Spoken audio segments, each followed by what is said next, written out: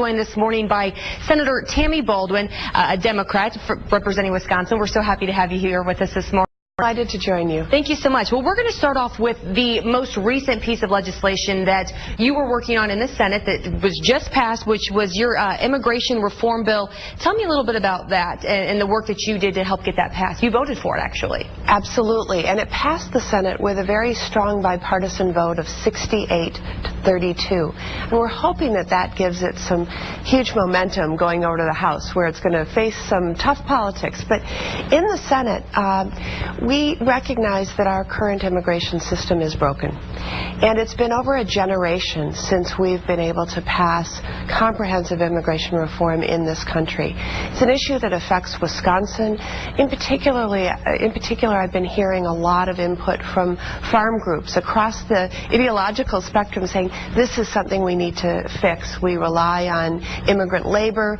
Our farmers need certainty. And so there's a real focus on creating a path so that people who are here, who are undocumented, have a tough but fair process for getting documentation.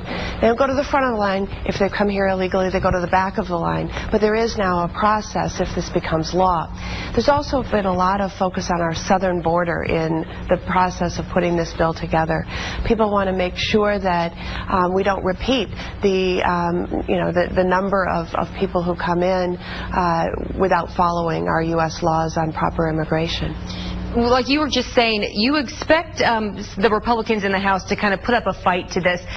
Where do you expect it to go if they say no and they don't pass their own, they don't pass it as well? Because it has to be the same legislation.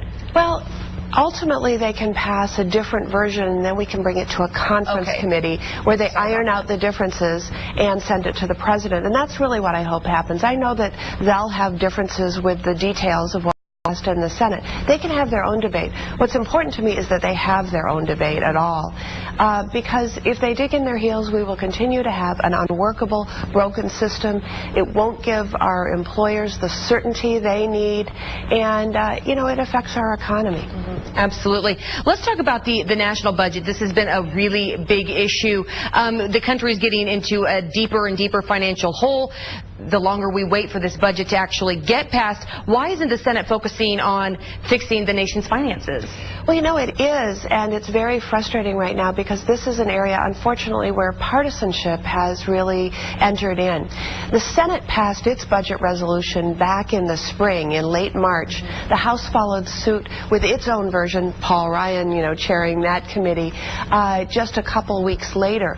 Ever since then, we have been trying to bring the matter to a conference committee. Let's iron out the differences between what the House passed and what the Senate passed. And every time we do, unfortunately, there's been Republican members of the Senate who've stood up and have objected and blocked our going to a conference committee.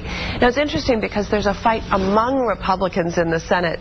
John McCain, for example, stands up and says, this is how the process works. Each House passes a version, you go to conference committee. And he scolded his colleagues.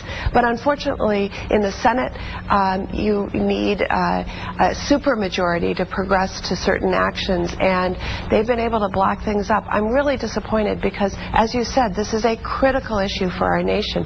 Democrats, almost every day we've been in session, have gone to the floor and said, I move to bring this to conference. So we hope that we'll break through this gridlock soon. Hopefully. And finally, we have to talk about this one. The Supreme Court ruling that any couples are recognized as married as long as the state recognizes them as married. That is DOMA. They also ruled against California's Proposition 8. How do you think this will affect Wisconsin's ban on gay marriage? We don't recognize gay marriage. We do recognize domestic partnerships.